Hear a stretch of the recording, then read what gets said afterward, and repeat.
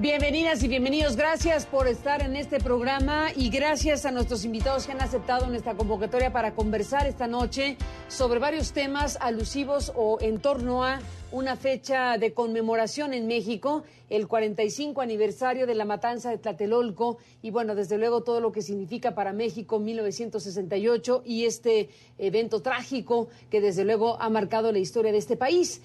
Se organizó una megamarcha, una manifestación importante donde participaron diferentes grupos sociales, organizaciones diversas y bueno, lamentablemente también hubo sucesos violentos que desde luego deberán investigarse para saber exactamente a qué responde el conjunto de agresiones que se pudieron ver y vivir directamente entre quienes estaban en esta manifestación.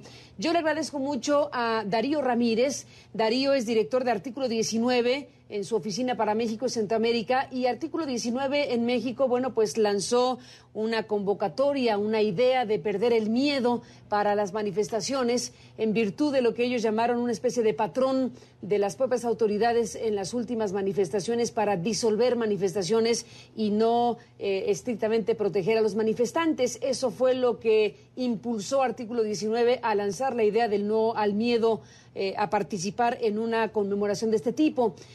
A raíz de las horas transcurridas y a raíz de los sucesos violentos que han dejado como saldo lesionados, 20 policías lesionados, por lo menos 20 detenidos hasta el momento, aunque ya empiezan a recorrerse las cifras, algunos hablan ya de 50 detenidos.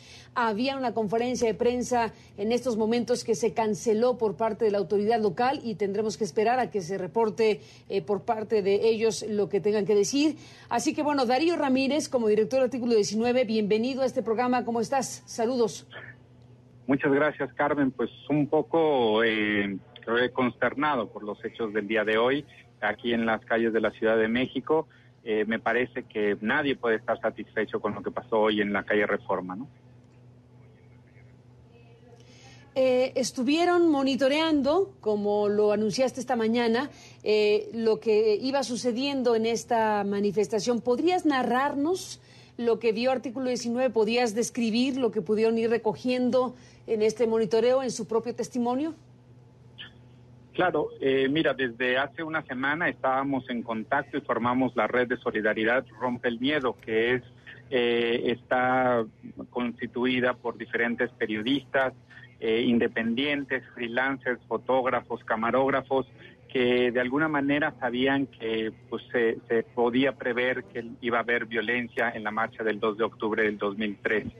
En este sentido, hicimos capacitaciones sobre cobertura segura de marchas y también creamos una red de comunicación con más de 70 miembros de esta red de solidaridad para ir monitoreando los sucesos que se iban suscitando en la marcha. También mantuvimos el contacto y le hicimos saber al secretario de Gobierno del Distrito Federal pues lo que íbamos a hacer, cómo íbamos a ir perfectamente identificados esta red y la labor que íbamos a hacer en materia de documentación de la marcha. En este sentido, desde que arrancó la marcha comenzamos a recibir información a través de las diferentes células que nosotros que diseñamos en conjunto con estos más de 7 colectivos y buscamos que nos fueran dando información.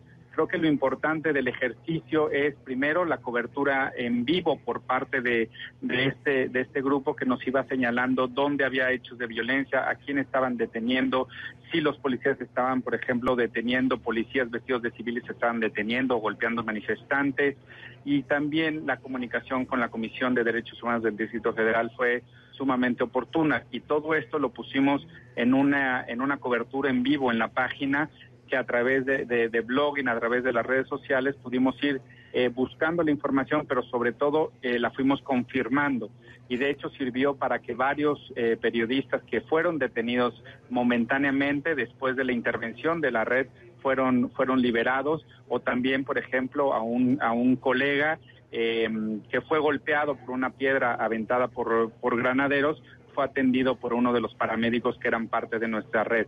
Entonces creo que al final ese momento de solidaridad, ese momento de la importancia de documentarlo, pues valió la pena como un primer ejercicio. ¿Cuántos finalmente casos se identificaron durante el día de detenidos de periodistas o de defensores? Tenemos 22 confirmados hasta este momento que estoy hablando contigo. Tenemos otros 4 no confirmados todavía. Periodistas y defensores de derechos humanos. Periodistas y defensores. Solo de defensores solo tenemos 2. Entonces son 20 periodistas y 2 defensores de derechos humanos. Y tenemos de diferentes medios. ¿Y qué se identifica en estos casos? Sí. ¿Qué se identifica, Darío? ¿Un patrón de conducta de la autoridad? Bueno, sí, nosotros ya desde el 1 de diciembre del año pasado, pasando por la manifestación del 1 de septiembre, ya estábamos identificando un patrón importante de detenciones arbitrarias, de violencia, de un uso desmedido de la fuerza por parte de las autoridades del Distrito Federal. Por eso fue que buscamos una manera de prevenir mayores agresiones, y en este sentido te puedo decir que según nuestra documentación de casi un año de los hechos en México, digamos los hechos que teníamos bien documentados, te puedo decir que el 91% de las personas detenidas durante las marchas que nosotros documentamos estaban en un proceso de documentación o de su ejercicio periodístico, y el 72% fueron detenidas durante una protesta social. Entonces creo que hay una hazaña especial por parte de la policía con los periodistas que están ahí documentando.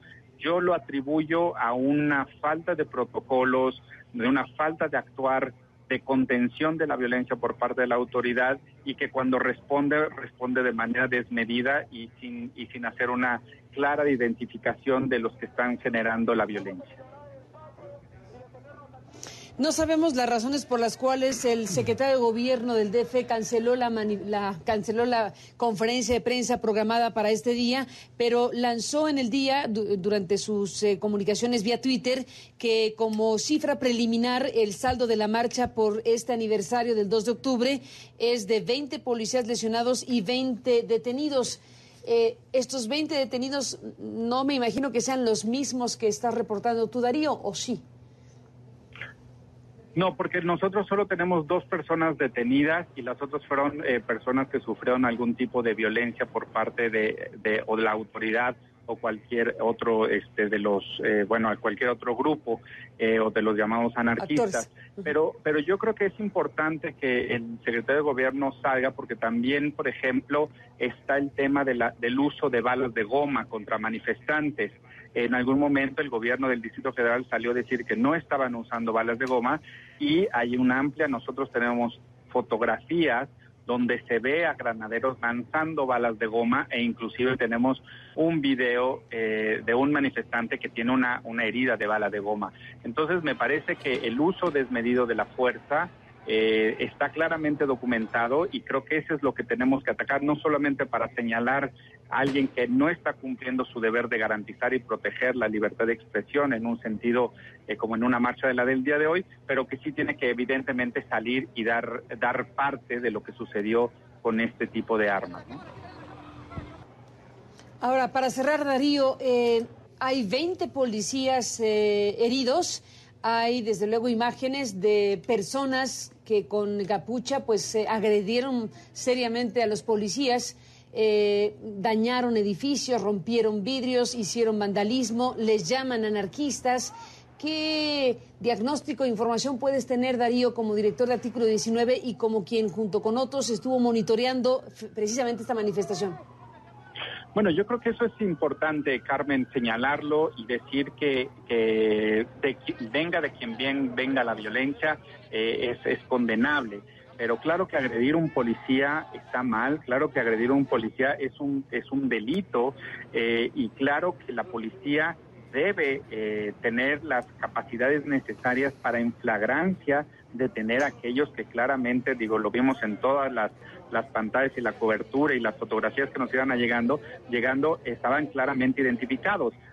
La incapacidad para detener verdaderamente a las personas que están generando estos hechos de violencia me parece también preocupante, porque al final digamos que los que quedan todavía más impunes pues son aquellos que fueron especialmente para generar un ambiente rígido y quitarnos del imaginario colectivo la idea de una protesta pacífica, una protesta importante, ¿no? Y ahorita en vez de estar hablando de 45 años después y la impunidad del 68, pues estamos hablando de hechos del 2013 y abusos de autoridad, pero claramente herir toda la solidaridad también con estos policías heridos, pero claramente es diferente una agresión de la autoridad contra manifestantes que están ahí documentando que esto que se pone, hoy la prensa pone a los policías como si fuesen las víctimas, y creo que son víctimas de un contexto muy complejo y que así se tiene que analizar.